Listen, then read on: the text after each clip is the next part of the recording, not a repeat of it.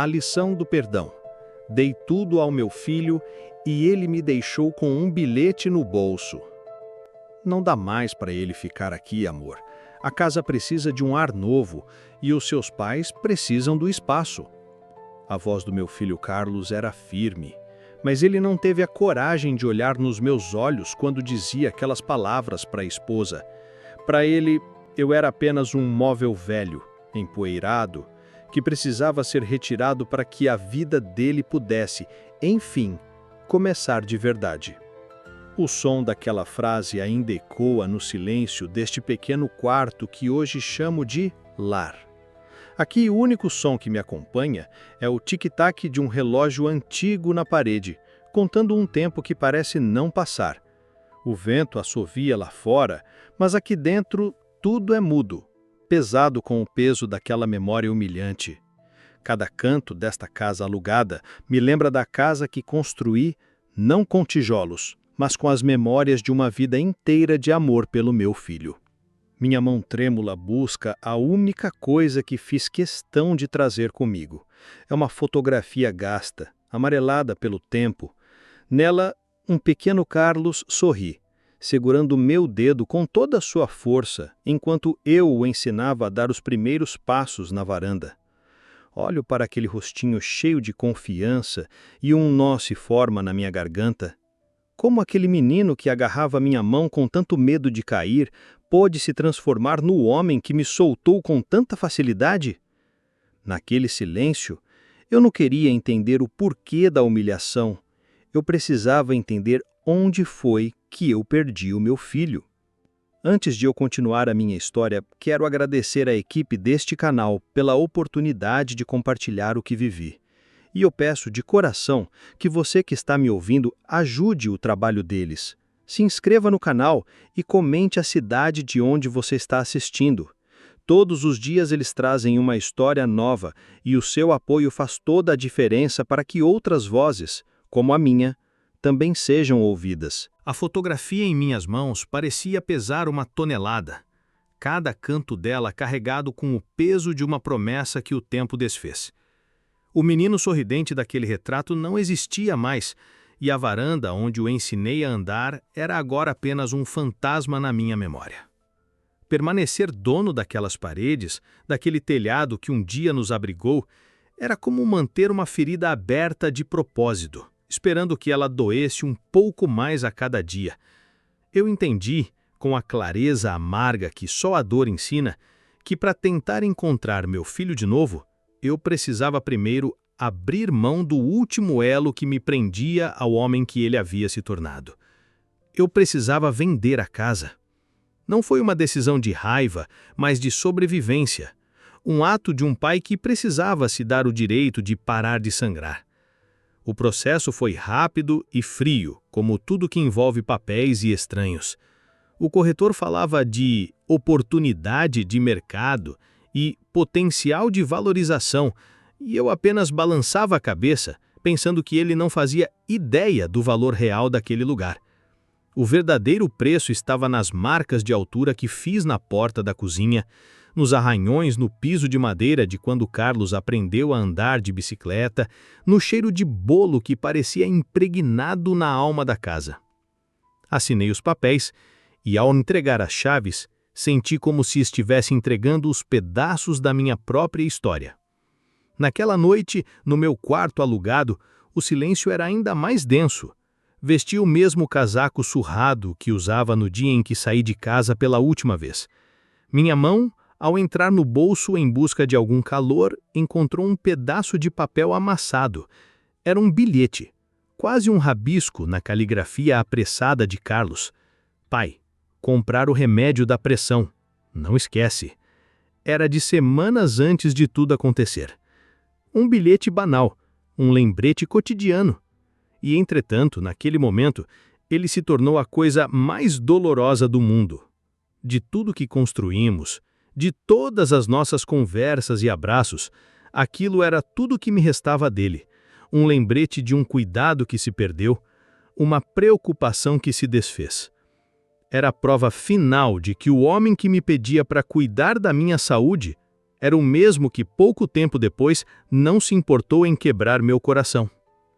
E enquanto eu olhava para aquele pequeno pedaço de papel, o último vestígio da nossa antiga vida, eu me dei conta do tamanho do abismo entre nós.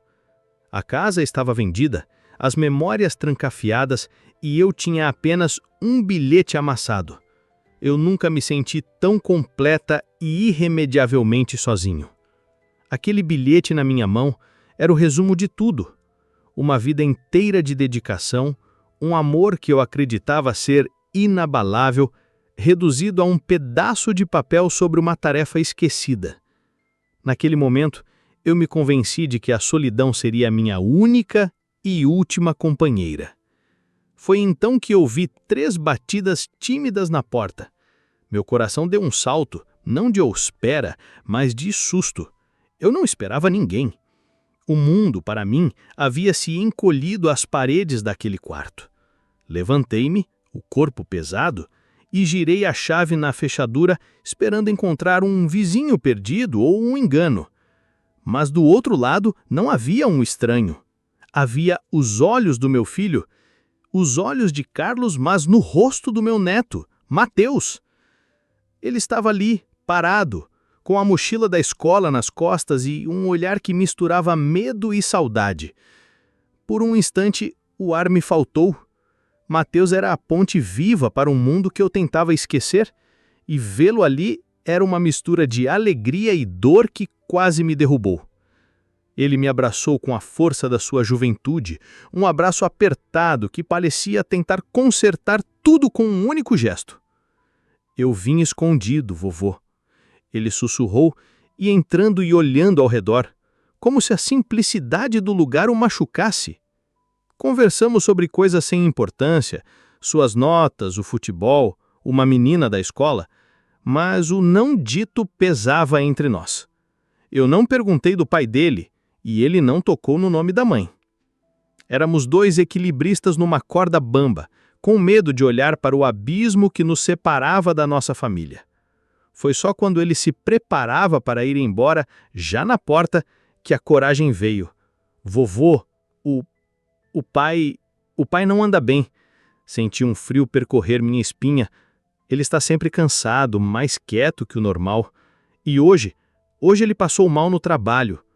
Minha mãe está muito preocupada. Naquele segundo, algo dentro de mim se quebrou.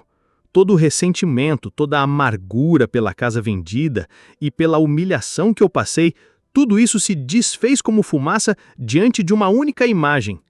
Carlos, meu menino, precisando de ajuda. Aquele sentimento que eu achei que estava morto e enterrado, aquele sentimento de um pai preocupado, voltou com uma força avassaladora. De repente, o homem que me expulsou desapareceu e em seu lugar só havia a criança que eu carreguei no colo, o menino que eu cuidava quando tinha febre. Mateus se foi, me deixando com um novo silêncio. Um silêncio que não era mais de solidão, mas de um medo profundo e paralisante, o medo de perder meu filho para sempre. A noite não me trouxe sono, apenas um desfile de memórias e medos. A imagem do meu neto, com os olhos assustados, se misturava com a do meu filho, frágil, precisando de mim. O medo que eu sentia era uma criatura viva, que se aninhava no meu peito e me roubava o ar. Ao amanhecer, eu já não era mais o homem que se resignou à solidão. Eu era um pai apavorado. Mas o que eu poderia fazer? Eu era um estranho agora, um fantasma expulso da vida deles. A vergonha e o orgulho, esses 2 velhos teimosos, lutavam dentro de mim. O que eu diria ao chegar? E se a mulher dele, a mesma que me observou sair de casa em silêncio, me fechasse a porta na cara? E se o próprio Carlos, no seu leito, me mandasse embora outra vez? Essa batalha interna durou horas. Eu andava de um lado para o outro no meu pequeno quarto como um animal enjaulado. Mas então, meu olhar caiu sobre a velha fotografia na cômoda. O sorriso de Carlos quando menino, a confiança em seu rosto. Lembrei-me de uma vez em que ele caiu e ralou o joelho, e do jeito como ele chorou em meus braços até a dor passar. O orgulho de um velho não vale nada perto da dor de um filho. Naquele instante, a decisão foi tomada. Eu não me importava mais se seria bem-vindo. Eu só precisava saber que ele estava bem. Eu precisava que de alguma forma ele soubesse que seu pai estava por perto. Com as mãos trêmulas, peguei o telefone e, com a desculpa de querer saber como ele estava, liguei para o meu neto. Mateus, com a voz baixa, me disse o nome do hospital. Cada passo do caminho até lá foi uma tortura. O balanço do ônibus, os rostos anônimos ao meu redor, tudo parecia zombar da minha missão secreta. Cheguei em frente ao prédio grande e branco, um lugar que fede a medo e esperança. Por um momento, minhas pernas fraquejaram. Hesitei na calçada, um velho invisível, um pai em busca do perdão que nem sabia se queria dar ou receber. Mas o pensamento do meu menino em uma daquelas camas me deu a força que eu não tinha. Respirei fundo o cheiro de hospital, uma mistura de desinfetante e angústia, e atravessei as portas automáticas. Lá dentro, o barulho era abafado, as pessoas andavam com pressa e preocupação.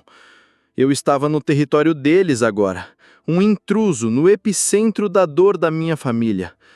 Eu não sabia que rosto encontraria, nem que palavras usaria, mas pela primeira vez em muitos meses eu não estava mais fugindo. Eu estava caminhando em direção à tempestade. No balcão de informações, a minha própria voz me pareceu a de um estranho. Carlos de Andrade. Gaguejei para a atendente, o coração martelando no peito. É o meu filho. A moça me indicou o número do quarto e o corredor, e eu comecei a caminhada mais longa da minha vida. Cada porta pela qual eu passava, cada rosto preocupado que cruzava meu caminho, parecia um espelho da minha própria angústia. Eu não estava mais em um hospital. Eu estava em um labirinto de dores, e no centro dele estava o meu filho. Cheguei ao quarto 304 e parei. A porta estava entreaberta e, por uma fresta, eu a vi. Minha nora, sentada em uma poltrona ao lado da cama, com o rosto cansado e os ombros caídos. Ela segurava a mão de Carlos. Por um instante, pensei em dar meia volta, em fugir daquela cena que não me pertencia mais. Mas a imagem do meu filho, deitado e pálido, me paralisou. Ele parecia tão mais velho, tão mais frágil do que na minha lembrança. Empurrei a porta devagar. O rangido suave fez minha nora levantar a cabeça. Seus olhos se arregalaram em choque e depois se estreitaram, prontos para a batalha. O que o senhor faz aqui? Ela disse, a voz baixa e carregada de hostilidade. Eu soube que ele não estava bem. Eu só precisava ver. Então, os olhos do meu filho se abriram e encontraram os meus, e o mundo parou. Não vi raiva, nem surpresa, vi apenas dor. Uma dor profunda e antiga que eu conhecia bem. Lágrimas começaram a escorrer pelo seu rosto, silenciosas. Sua mão que a senhora segurava, soltou-se e se estendeu na minha direção, trêmula. Eu me aproximei, ignorando tudo ao redor, e segurei a mão dele. Estava fria. Ele apertou com a pouca força que tinha. Pai, me perdoa! Ele sussurrou, a voz quebrada pelo choro. Pai, me perdoa! E ali, todo o meu orgulho ferido, toda a minha mágoa se transformou em pó. Inclinei-me sobre ele, a mão livre em seu ombro. Chu, meu filho, um pai não vende amor, eu disse, sentindo minhas próprias lágrimas quentes. E o perdão a gente sempre encontra um jeito de dar. Descansa, Carlos. Apenas descansa agora. Naquele hospital, o silêncio que se instalou não era de mágoa, mas de um cansaço profundo e de um alívio que eu não sabia ser possível. A guerra dentro de mim tinha acabado, mas eu sabia que a paz ainda precisaria ser reconstruída, tijolo por tijolo. Depois que as lágrimas secaram e as palavras de perdão foram ditas, Um novo tipo de silêncio tomou conta do quarto. Não era pesado como o da minha solidão, nem tenso como o da mágoa. Era um silêncio leve de esgotamento. Carlos adormeceu, a respiração finalmente tranquila, sua mão ainda frouxa na minha. Eu continuei ali, sentado na cadeira desconfortável, que naquele momento me pareceu o trono mais confortável do mundo, com medo de que, se eu me mexesse, o encanto se quebraria. Minha nora, que assistiu a tudo de seu canto, levantou-se sem fazer barulho. Pensei que ela iria me pedir para ir embora, que o tempo da minha visita havia acabado.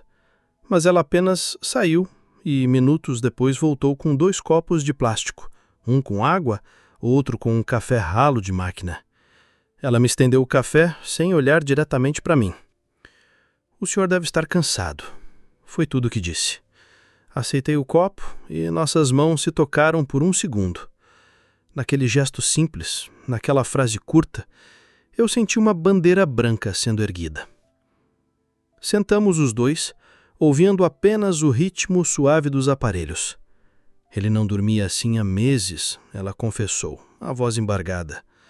Desde aquele dia, ele carregava uma culpa que o estava adoecendo por dentro, muito antes de os médicos encontrarem qualquer outra coisa. Eu a olhei e, pela primeira vez, não vi a mulher que tomou o meu lugar. Vi uma esposa exausta, com medo de perder o marido, uma mãe tentando proteger o filho da tristeza. Vi uma companheira de dor. A porta se abriu de novo e era Mateus. Ele parou, olhando de mim para a mãe e depois para o pai dormindo em paz. Um sorriso lento e aliviado se espalhou pelo seu rosto. Ele se aproximou, colocou a mão no meu ombro e apertou. Não precisávamos de palavras. Aquele aperto dizia tudo. "Obrigado por ter vindo, vovô." Naquele final de tarde, o quarto de hospital se tornou o lugar mais parecido com o lar que eu conhecia em muito tempo. Não era a casa de tijolos que eu havia construído e perdido, mas algo muito mais frágil e infinitamente mais precioso. Era uma família, ferida e remendada, aprendendo a respirar junta outra vez. Os dias que se seguiram àquela tarde no hospital foram como o nascer do sol depois de uma longa noite de tempestade. Tímidos, silenciosos e, pouco a pouco, cheios de uma nova luz. Carlos se recuperou e, com a saúde do corpo, parecia recuperar também a saúde da alma. Algumas semanas depois, em um domingo, eu estava na casa dele. Um ambiente que antes me era hostil, agora me acolhia. Foi quando Carlos apareceu, trazendo das profundezas de um armário um velho álbum de fotografias, coberto de poeira e de tempo. Sentamos lado a lado no sofá, meu neto Mateus entre nós, e abrimos a primeira página. Ali estava a nossa vida. Eu, jovem, erguendo as paredes da casa que vendi, a minha falecida esposa sorrindo com um Carlos bebê nos braços, os aniversários, as festas de escola, as férias na praia. Rimos de alguns cortes de cabelo e nossos olhos se encheram de lágrimas ao rever os rostos que já se foram. Não havia mais dor naquelas imagens, apenas uma saudade mansa. Ao ver uma foto nossa na cozinha, Carlos olhou para mim. "Pai, que saudade do seu feijão", ele disse com um meio sorriso. "Que tal o senhor vir almoçar com a gente todo domingo? Eu mesmo passo para te buscar, sem falta." Não era uma promessa grandiosa, era algo melhor. O recomeço de um ritual. Um tijolo real para nossa reconstrução. Eu apenas concordei com a cabeça, com um nó de gratidão na garganta. Naquela noite, de volta ao meu pequeno quarto, o silêncio não me pareceu mais um inimigo. Peguei aquela mesma fotografia que me acompanhou nos piores dias, a do pequeno Carlos na varanda. Eu a olhava quando meu celular tocou sobre a cômoda, com um som estridente que agora me era familiar. Atendi e a tela se iluminou com o rosto sorridente do meu filho e do meu neto, espremidos na câmera. Só para te dar boa noite, vovô, disse Mateus, mostrando um desenho que havia feito. Carlos, ao fundo, apenas sorriu e acenou. O som da risada deles preencheu meu quarto, e a solidão, enfim, se desfez por completo. E naquela noite, eu não recuperei o tempo que perdi, mas fiz as pazes com o tempo que ainda me resta. E agora que você conhece a minha jornada até o fim, peço que use a minha história não como um conto triste, mas como um espelho. Olhe com carinho para a sua própria vida. Lembre-se do seu imenso valor. E então se pergunte: as pessoas e as situações ao meu redor honram este valor? Por favor, não se esqueça de cuidar de si, de regar o seu próprio jardim. Você é a pessoa mais importante da sua vida. Poder contar tudo isso para vocês foi a última peça que faltava para minha cura. E por isso, minha gratidão a este canal é eterna. Agora que minha jornada se encerrou aqui, eu tenho apenas um último pedido a fazer. Não para mim, mas para eles. Por favor, apoiem o trabalho dessa equipe. Inscrevam-se para que outras famílias possam encontrar esperança em novas histórias. Compartilhem este vídeo para que alguém que talvez precise ouvir essa mensagem a encontre. E, por favor, comentem o que sentiram, para que a equipe saiba que o esforço deles valeu a pena. Obrigado por me ouvirem. De verdade.